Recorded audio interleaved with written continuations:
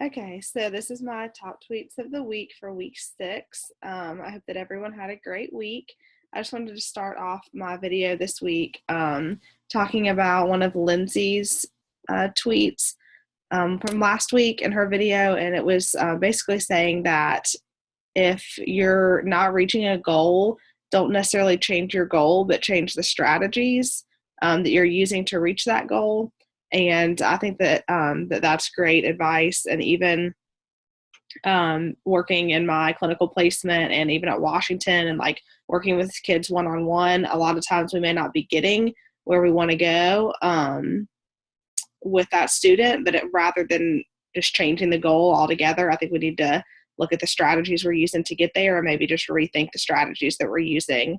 And that could be anything, classroom management skills or strategies. That could be, the way that we're teaching letter sound correspondence. Or a math skill, but rather than changing the goal and getting frustrated with ourselves that the students aren't getting it, change the strategy and look at the strategy that we're using to teach that. So I thought that was great, Lindsay. I liked that. For my tweets this week, my first one is I've spent a lot of time researching flexible seating and stuff. And so this is that it's the TTofTW or whatever website link. And it's an article about to get the furniture moving and how flexible seating can promote personalized learning. And it's proved through research to help ADD students and ADHD students, and just in general, like especially your K2 or K3 students, it's hard for them to sit still, and providing them with different opportunities, or sitting on a wobble chair or standing at a back counter or stuff like that. We think that it may make our classrooms more chaotic, but really just opening our minds to that idea, and that students can a lot of times learn better in that environment when we're a little more flexible. And definitely something that I did not want to open my mind to at first because I'm very structured, but it is something that I think can really help and benefit students' learning. And then I liked this.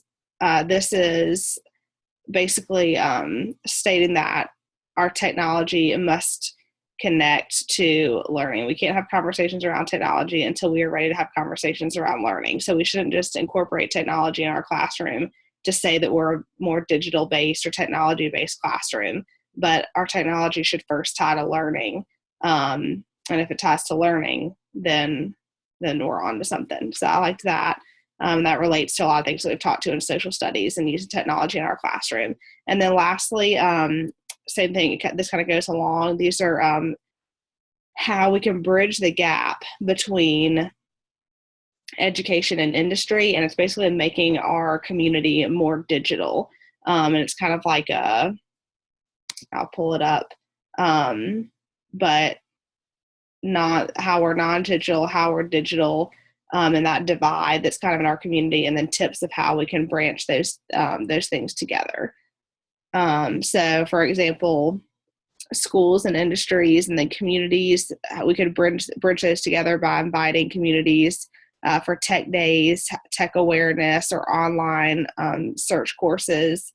Maybe doing that at your school, or ask companies for expert support, advice, and updates. Learn about web literacy, coding, programming. So just different ways that we can make our community more digital and kind of bridge that gap between our school and the community. We may be really great at being digital in our school, but are we bridging that gap between the community and our school in that area? So anyways, those are my 3 tweets for this week, and I hope you guys have a great week 7.